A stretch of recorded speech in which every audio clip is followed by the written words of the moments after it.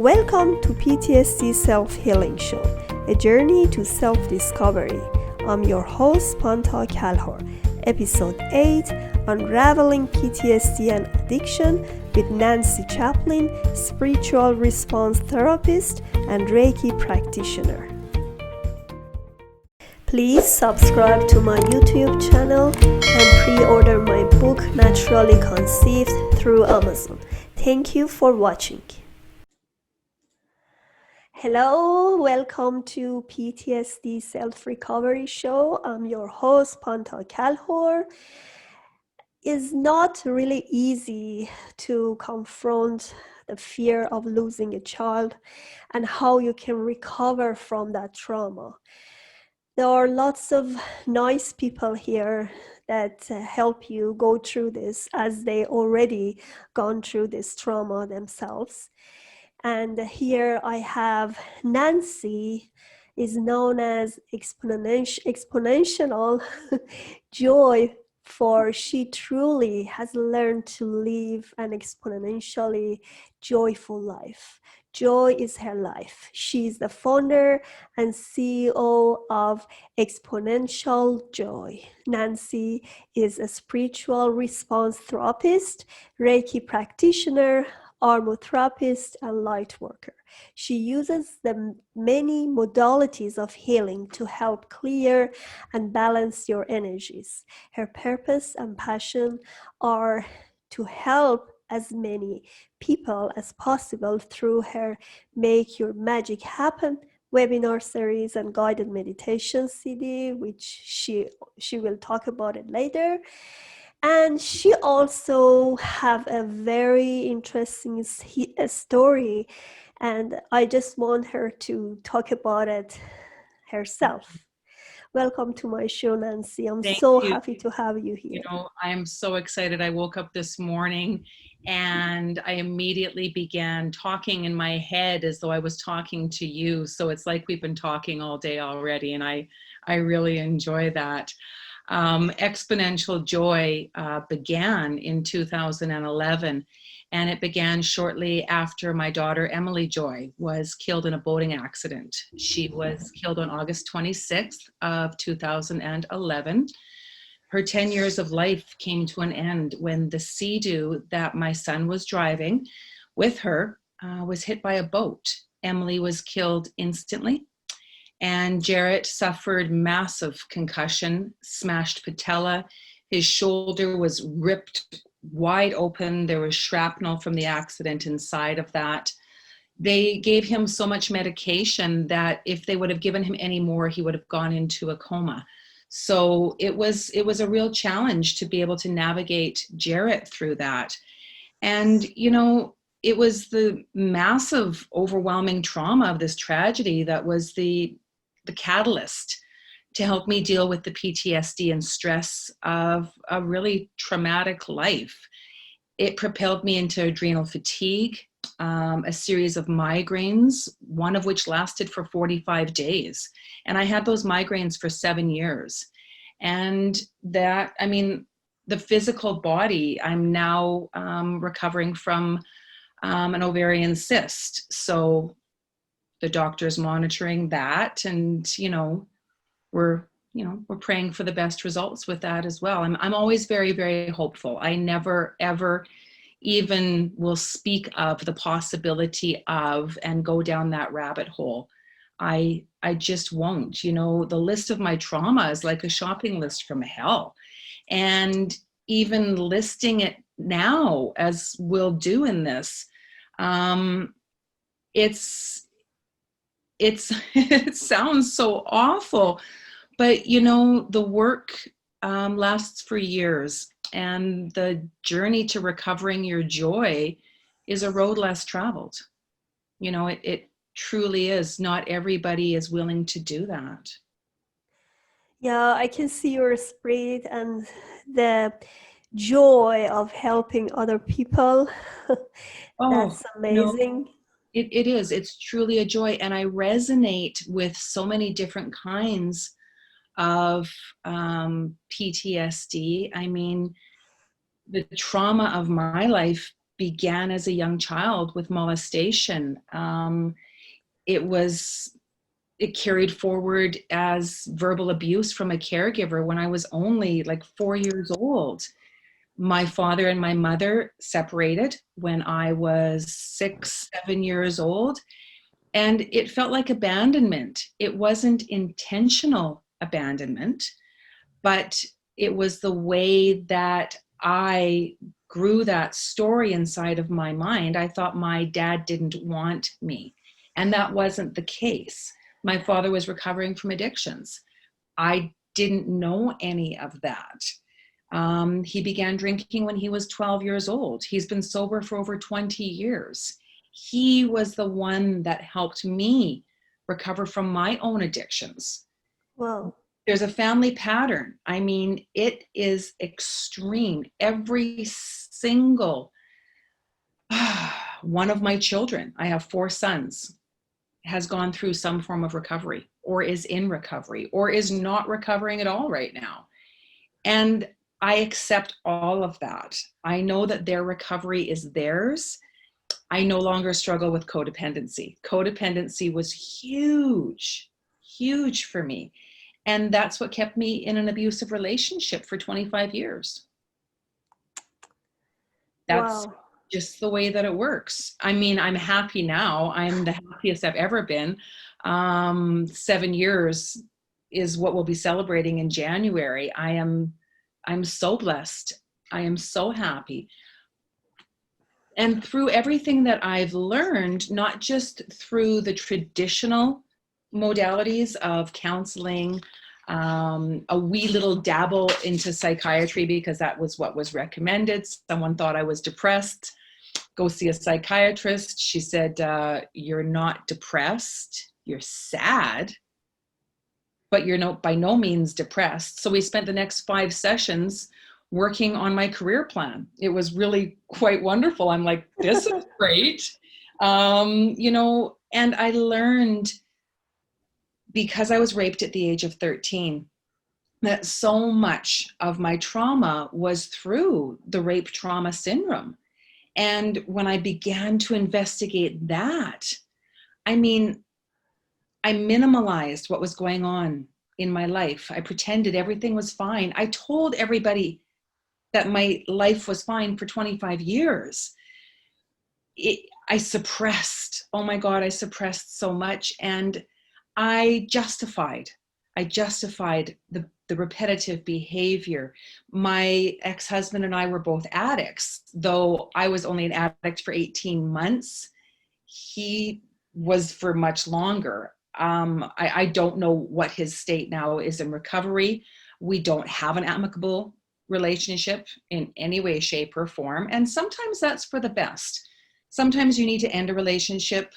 There's a saying, don't let the door, slap you in the ass. And that's how our relationship is now. We're on other sides of the door, other sides of the fence. We do not communicate. But I didn't realize that my constant flight, I would run away from situations. I would run, and I would run. And I didn't know that that was because of the trauma from when I was 13 years old. So your addiction started after the death of your child or earlier? Gosh, no. My addiction began when I was 13 years old. Wow. I started like many addicts do. I smoked a joint with my friends. And then 2, and then 3. My first boyfriend was a drug addict. Not a drug addict, I repeat, a drug dealer. Whoops. Wow, what a life. So I guess it was a bit of both. He smoked a lot of marijuana. I haven't spoken to him for a long time.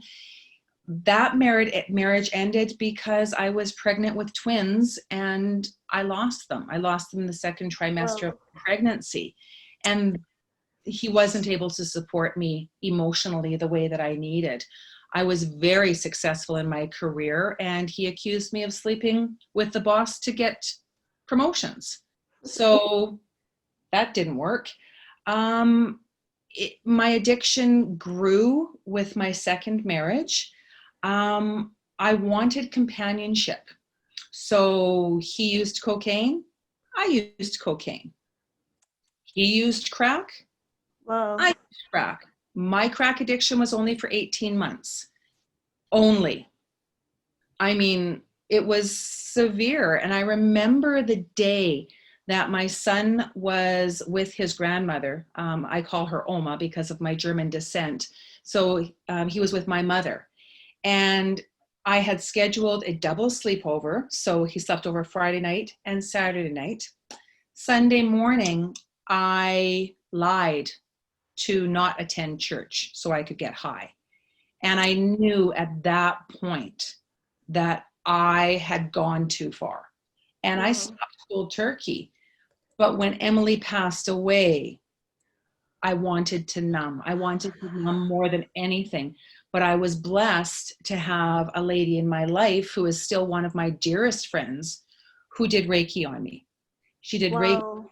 and she did it by distance, which I didn't even know anything about. I mean, like, you're not even in the room. How is this working? Why am I seeing colors? And she just did it. She did it for me for over a year. My blessings are exponential. They truly are. I have so many incredible healers in my life. So the When trauma, did you, sorry, when did you recovered completely from addiction? I recovered completely from addiction in 1996. My second child was born and I used once more. And then I took the can. So at that time, I mean, this is 1996. This is long before they had crack pipes. And I used a Coca-Cola or a Pepsi can as an inhaler. And I remember I had found it. Someone in my home was still using. And I tried it. And then I took the can and I smashed it. And you would never see a can that was not smashed in my house from that day forward. It was one of the ways that I recovered. I didn't realize that the extreme anger and hostility, again, traced back to when I was 13 years old and raped because I suppressed anger. I wasn't allowed to be angry as a child. So it wasn't a healthy emotion for me. Good girls don't get angry. Good girls don't. Good girls don't. And I always wanted to be a good girl. But my anger became, my kids called me Helga because I was so angry. And I'm blessed to have relationships, very healthy relationships with three of my sons. My fourth, which is my stepson, we don't talk often, but I would still categorize our relationship as healthy as it can be at this time, Mhm. right? So when your daughter was born, Mm-hmm. you were still addicted, or No, you were not? no, I was No, completely not addicted at that that's point. perfect. My daughter was born in 2000 and 2001. Oh my gosh. Um, Yes, because she 2001. was Yeah. She was 10 years old in 2001. Yeah. 2001. When you've got 5 children, the math gets a little bit complicated sometimes. Yeah, isn't it? Yeah.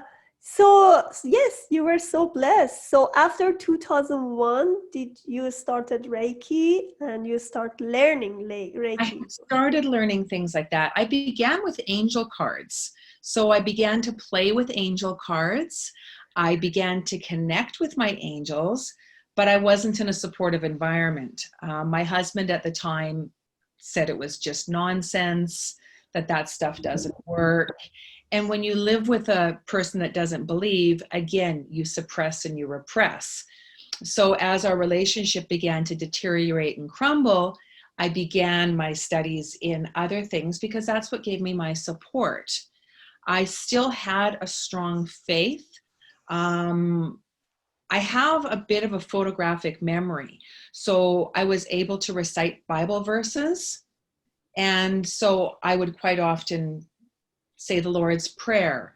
Yea, though I walk through the valley of the shadow of death, I shall fear no evil. Those things just came off of my tongue naturally. And it felt really strange because I was in such an unsupportive environment. I mean, we didn't talk about God or Jesus except at bedtime when the door was closed. And it was like my children's and my naughty little secret because their dad wasn't a believer. Mm. So Yeah, yeah. so trauma sometimes, losing someone. Like I also lost my aunt, and she was really close to me, like my second mom, because she was always with us, with traveling everywhere. I lost her, and trauma always is like a awakening call in you. Something in you gonna be broken, and I know it's so painful, but sometimes we grow through pain. Oh, we absolutely do. Yeah, sometimes even in these traumas, you may lose lots of connections. You may go depressed, and you may never even recognize yourself after, and you need some time to grieve. You need some time for recovery, you know. Yeah, so for you, how long did it take to recover from Oh, the it death of was your child? through layers. It was layers and layers. The first thing that I did is I became a certified yoga teacher after Emily's passing. And that really helped me begin to become a part of my physical body because I disconnected completely from my physical body. And what I mean by that is I could not be touched. If anybody went to hug me or touch me, I would immediately break down into tears. And I did not want that. So the only person that I allowed to touch me was my hairdresser. She was Wow. the only one. I would lay in her sink, she would wash my hair, and I would weep. I would absolutely sob. So that was, the love that I could begin to receive. Through yoga teacher training, the other students began to touch and manipulate the body. So I began to unfold, but I was always crying. And I remember the day we were sitting in a circle, and the facilitator at the time, she was talking about attachment and non-attachment. And everybody was talking about the things in their life that they were trying not to be attached to, their shoes and their purses and all their material things. So my friend, her name is Claire, she looked at me and she said, "Nancy, will you share your story?" And I said, "No." And she said, "Nancy, I need you to share your story." And I said, and I'm not going to. And she said, "Can you please just tell me? Pretend there's no one else in the room and it's just me." So I began to recite the story, very, very robotic. How many years after death of your child? This was about 2 years after 2 her years passing. after. Uh-huh. And I robotically told the story, just like I was a news reporter. And I began to hear the other students weeping and wailing. And it just changed the entire structure of the class. And we began to talk more openly about these things. At the time, I was still wearing sunglasses. I wore a yellow brown pigmented sunglass because of the trauma. That helped keep my migraines down. I used different colored papers, so the color therapy, so that I could read. I didn't realize how much trauma I was under. I wore those glasses, oh gosh, probably for 4 years. I could not be in bright lights. I couldn't drive outside in the snow. And I thought this was just normal. I didn't know because I never talked to anybody about my problems. Wow. So what did you feel when you share it for the first time for the people? Oh my gosh. I I didn't realize how many other people. There was a lady in the class and she had had 3 miscarriages, 3 tragic deaths of a child before a child is born. And there's a difference. There's an emptiness inside of you. Because I've lost 2 children before they were born, I can understand that.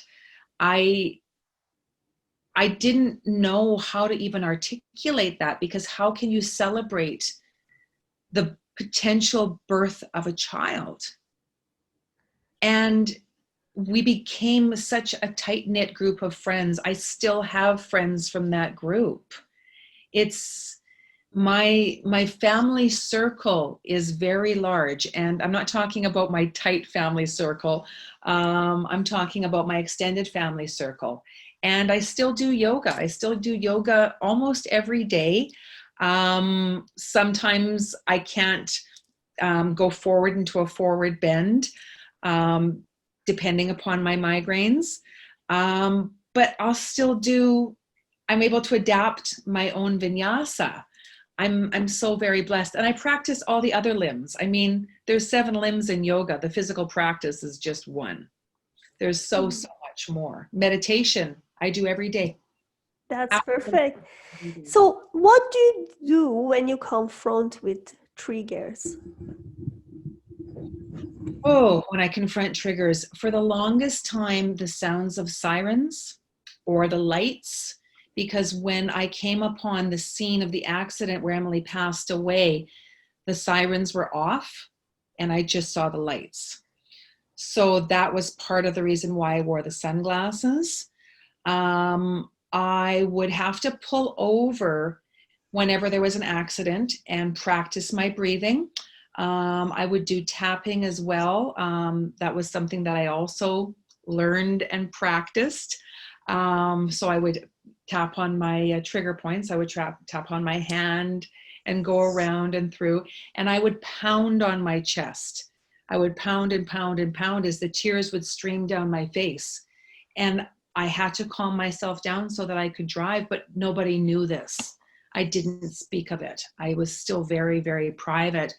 And it wasn't until I began to use Bach remedies that that began to ease, because the Bach remedies helped me with my anger.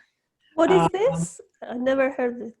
Bach remedies are flower essences. Oh, So yeah, I see Bach the remedies, one you shared yeah, that day. they've been around since 1920. Mhm. And so I began to use them. I used them for about, oh gosh, 18 months to 2 years before I began to certify in that. So I certified in that. I created a binder of spreadsheets so that I could help people understand the different flower essences that worked with the different soul imprints that we have, because we come into this world with imprints. So one of my imprints was addiction.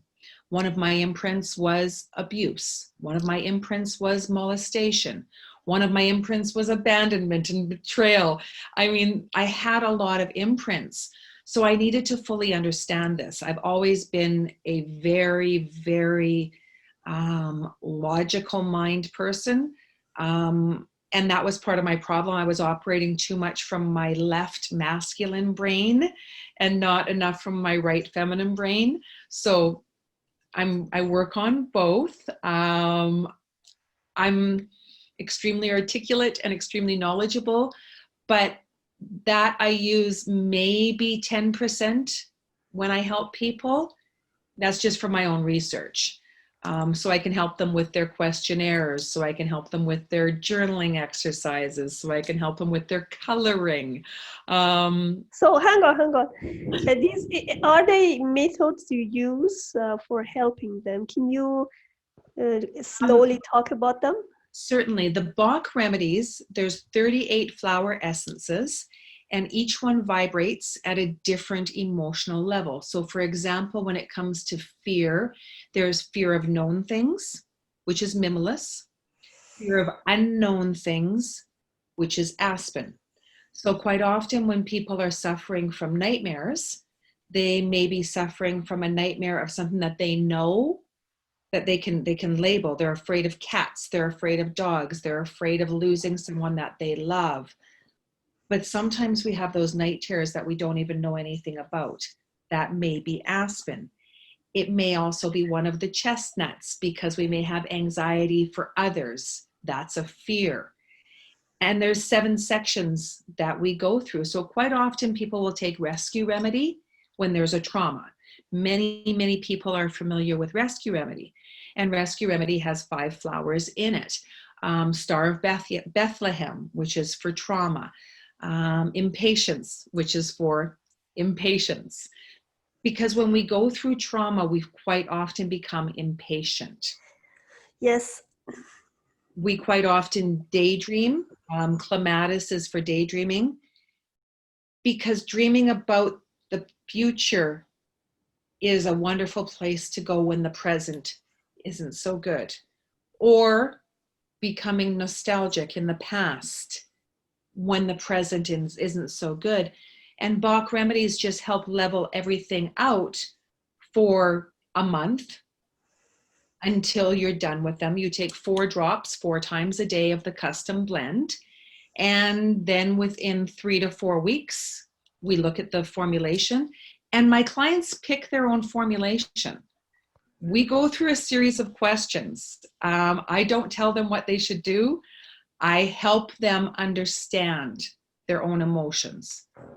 You also said about something about journaling as well. Do you ask them to do journaling? Because I used to do journaling for my own PTSD as well. Yes, lots and lots of journaling. And then I invite them to burn their journals. Interesting. Following the moon cycles, they can either burn them or drown them, which is flushing them down the toilet. They can tear them, because sometimes we'll stay in the past for too long. We'll stay in that angry vibration for too long. And we have to let that go and send it up. Send it up to whatever that is for each person, whether that be a reflection of God, whether that be a reflection of Allah, Buddha, Krishna, the great Gazoo. I mean, whatever you need it to be. I call it the whatever one. you believe it.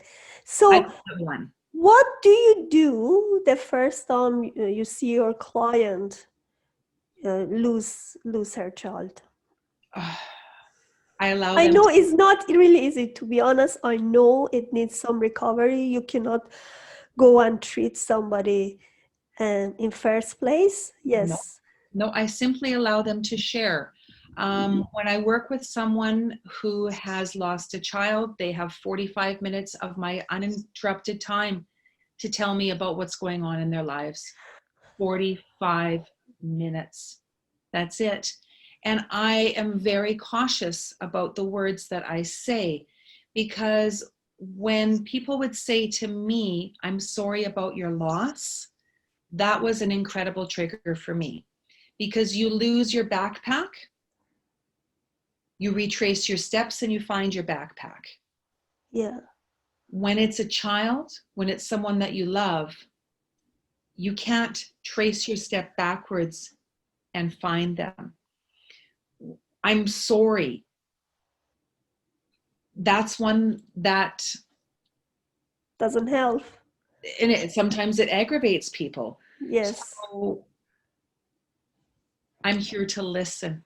I simply listen. I like it. Behind me is Ganesh. He has 2 big ears. We have 2 ears and 1 mouth. We have 2 ears and 1 mouth. And then I offer suggestions. In that 45 minutes, I simply offer suggestions. I sell nothing. I suggest essential oils that they can possibly use. I suggest trigger points that they can use, because I'm also certifying. I've got a couple exams to write, and I'm certified in reflexology. So I will suggest areas on their hands or their ears where they can put the essential oils. I simply suggest. We don't always get that free time with somebody. There's more and more grief counselors that are offering that free time. But because I work with both grief and addiction, they quite often go hand in hand, because we use something to numb, whether that be food, whether that be social media disconnection. It can be disconnection. Yes. there's so many forms of disconnection. Addiction's a big word, and not many of us like to say, hi, my name is Nancy and I'm an addict. That doesn't resonate with everybody. Not everybody accepts the 12 steps because not everybody is Christ faith. So what do you do if someone doesn't believe in Christ? Exactly. You have to come at it with a different angle, and I didn't resonate with Jesus after my daughter was taken from me. I blamed him. I wouldn't speak to him. I refused anything that had to do with Jesus, and that lasted probably for 2 years. I had some areas on me where I had potential skin cancer. So my doctor removed about 9 spots, and one of them came back potential. So there was a second cut taken. The second cut came back irregular as well. When he took the third cut and it became terribly, terribly infected, and it was on my groin area, I remember dropping to my knees in prayer. Please, please, I cannot have my children go through this. I was willing to go through cancer, but I did not want my children to have to go through that. And I remember going to bed and waking up the next morning and getting a phone call from my doctor. It's important that you come in. Whew. So I went in and he said, I'm sorry to have caused you any concern. Everything is fine. Wow, that's miracle. And it truly was a Amazing. miracle. It truly was a miracle. It was 2 weeks later that my husband told me that he loved me, but he wasn't in love with me. So I got another hit right then and there. But I knew at that time that I was fine, with or without a marriage, with or without a home. Exactly. I like that. That's it. No, the problem with addiction, I was not addicted, so I can't really describe it. But um, some people are addicted to a certain amount of food or specific like drink, whatever. I'm Yes, not. Like it's easy for me to just program my brain to say, okay, I'm not gonna take this. Like I love coffee. I couldn't, like, coffee brings addiction, isn't I'm drinking coffee it? right now. My A son, smell my of son, coffee, like, I went my crazy son just to gave smell me it. my son gave me this cup. Yeah. Oh, that's amazing. So, but then I said, okay, if let's say if I want to have my baby, because I had lots of struggling with my having the baby, then I have to cut it. Yes, Then I said, okay, whenever I try to remember how the smell of coffee is or how I love it, then I said, no, I don't like it. I don't want to have it. So I try to program something in my brain and just replace something else that I really love it. So I definitely quit everything, even tea, coffee, whatever caffeine was. that is It strength. was Wow, good for you. very difficult in the beginning, but then I easy to, I could really used to it. But I think as you said, you're right. The first thing is believing in yourself.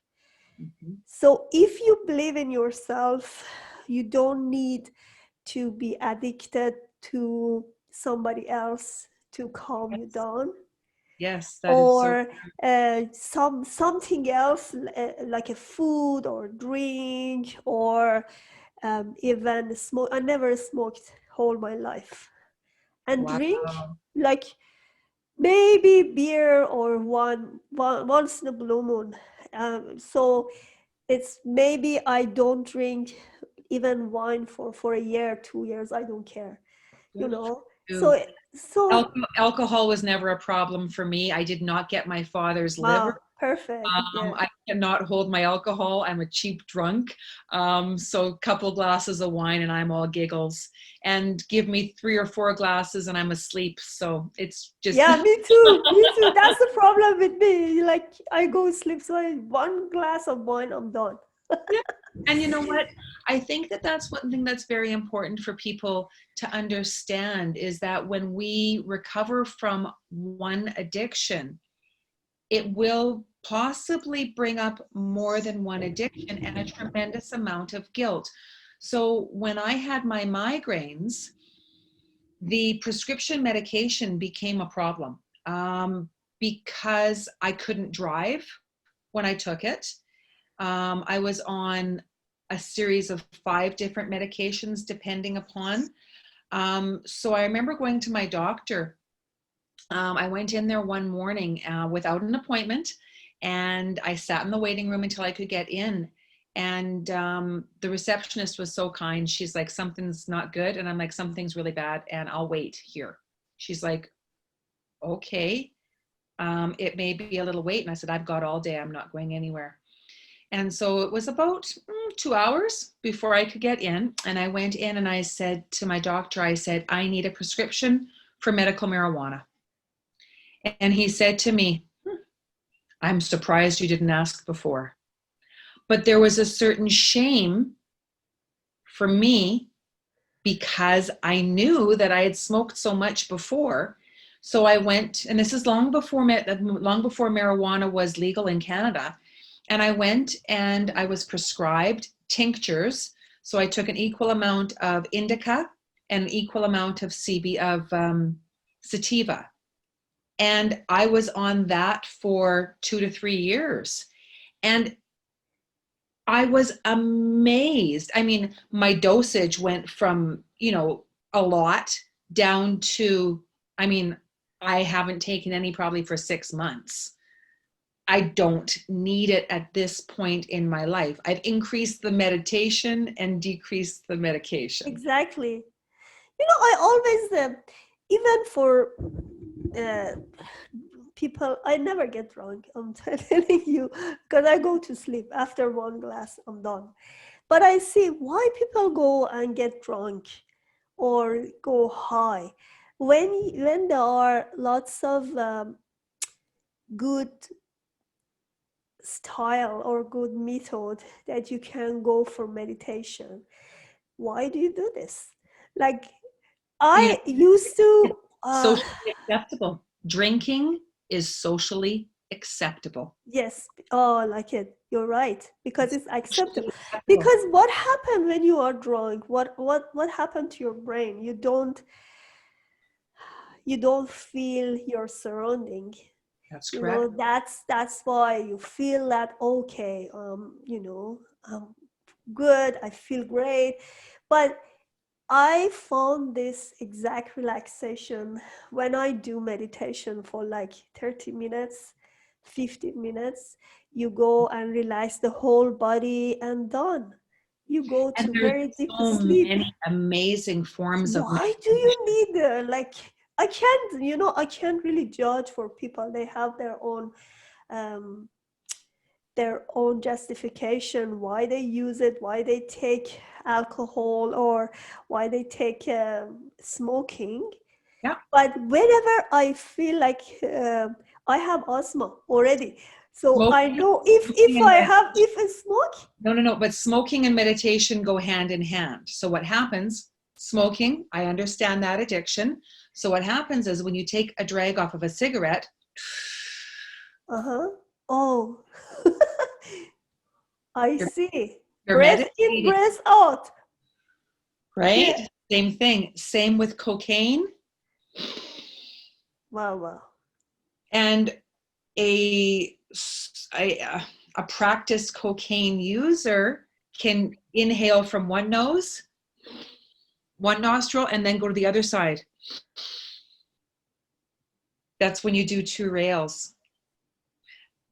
You know what I mean? And that's where I say I am so blessed with my addictions because I can understand that. Mm-hmm. I've never used Meth. I've never used heroin, but I've had so many people in my life that have, that I understand. You know, heroin is like having a warm blanket wrapped around you and the whole world just disappears. Yeah, that's what they need. Like they're gonna be disconnected from their traumas, Yeah. their Yeah. problems.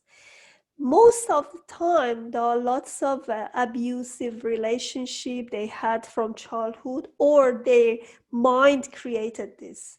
I know a Oh, lot of people, they absolutely. are living in a luxury house, they have a good family, they have I mean, as we see, it looks good, Yeah. but inside there are lots of broken tissues, broken So things. much. And lost years. I have a young man who's a client. He's almost 30, and he lost an entire year of his memory from when he was 13 to 14 years old, partially because of using drugs, partially from running away from home, partially from living in poverty. He literally, for 1 year of his life, lived on Ichiban noodles, um, Kraft dinner, and granola bars. That's what he had for a year Oh, of his life. that's So, bad. oh, it's terrible. So, what he's doing now is going back to that year and watching movies to try and remember what was going on in his mind during that time. He's one of my most favorite clients because, I mean, we're talking someone that was addicted to so many forms of street drugs, addicted to alcohol, had a huge flight response, who is now sober. He's been sober for 90 days. He drinks prohibition beer, so non-alcoholic beer. And he's like, you know what? It doesn't taste that bad. But it's interesting. I know about the addiction. When again they come back with the triggers, all the PTSD traumas they already had, they may return to that addiction again. Absolutely. The year that he lost was a year that was, there was so much abuse from a parent in his life. There was an incredible amount of abuse, physical abuse, emotional abuse, financial abuse. I mean, he was 13 years old, and one of his parents would not give him any money while the other one snuck him money. I mean, the guilt of both, because the guilt of accepting money from one parent,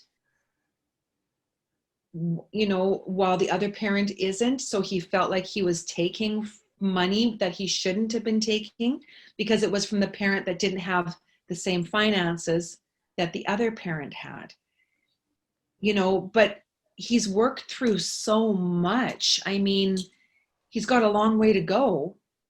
But I mean, like I said, late 20s. He's still got another, I always say, he got another 80 years to go.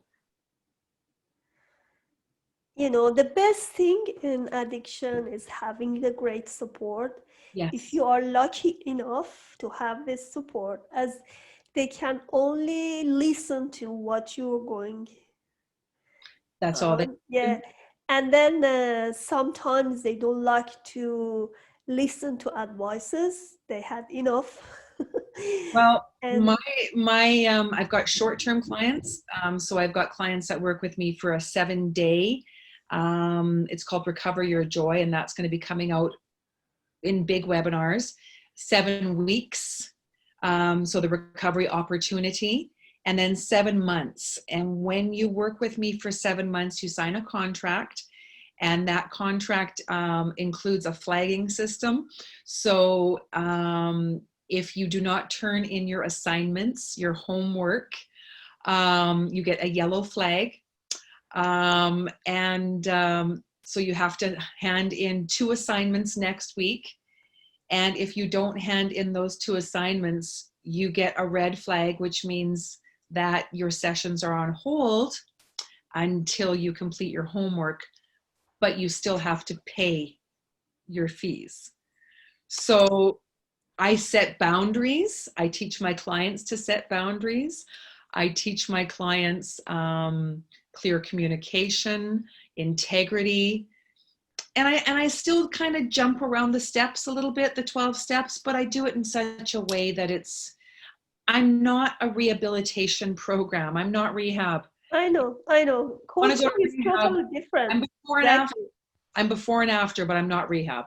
The great thing is you understand exactly Yeah, what they're feeling and their addiction, and you know how you can help them. The good thing is the first step in recovery is that somebody wants to be healed. absolutely. So take the Ab- first step, and some well, people don't want to take this step because they are much comfortable in that hallucination of, absolutely. of Absolutely. And being not high or and not drunk. everybody resonates with a woman either. Yeah. I have had clients who have declined to work with me because I am a woman. Um, and that's fine. I call everybody sunshine and honeybee and sweetheart. I had another fellow that told me that that was fake. Okay. Um, I, I don't turn that off because that is me. I call people kind names. No, I think, Nancy, the point is, when you're gonna start a treatment to with whoever, it should be in your heart. Yes. you know that's what I realized with my own fertility journey, because I've been through this different clinics and been through with different acupunctures.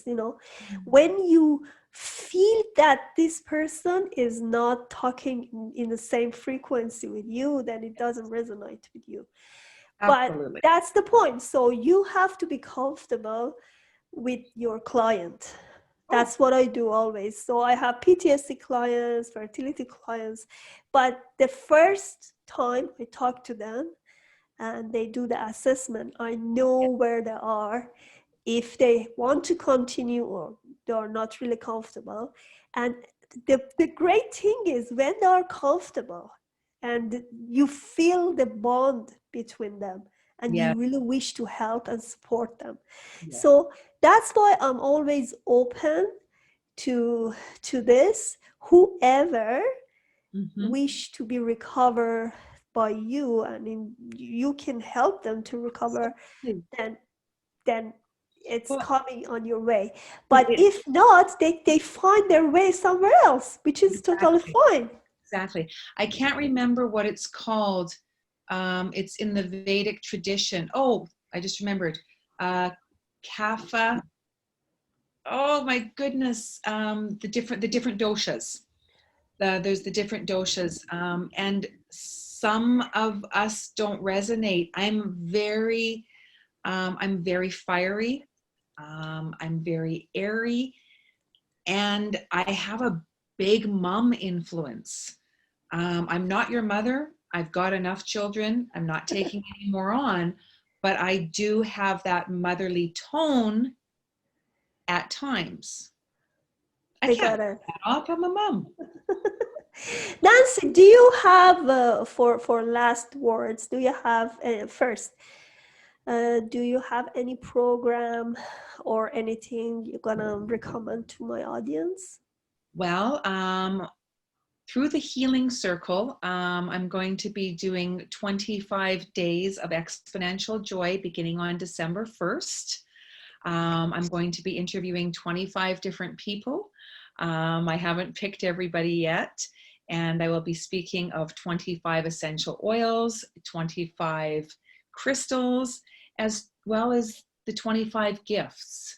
So this one should go live before December Oh 1st. yes. So if you don't know anything about the healing circle, go to the healing circle. No, I mean this video should go live before December Yes, 1st. it will. It will most definitely. And then I have my meditation CD, which is called One Spirit in Joy. Beautiful. It's a guided Do you think PTSD is recoverable? I think that PTSD is completely recoverable in different layers. I In see. different layers. It's like peeling back an onion, and so many people talk about that. It's not an easy recovery. You need to be consistent, you need to be diligent, and you need to find something that resonates with you. But you do need to really, you need to want it more than anything in your life that you use to run away from it. Mhm. Yeah. Mhm. Thank you so much, Nancy. I like talking to. That was really new talk for me. I never talk about addiction. I talked about grief, never talk about addiction. That was new, but I learned a lot from you. Thank you. Thank you so much for being here Oh, my and pleasure. for what you do. I really respect you for what you do and support other people with the grief and addiction. Thank you. You know what? It is truly my joy.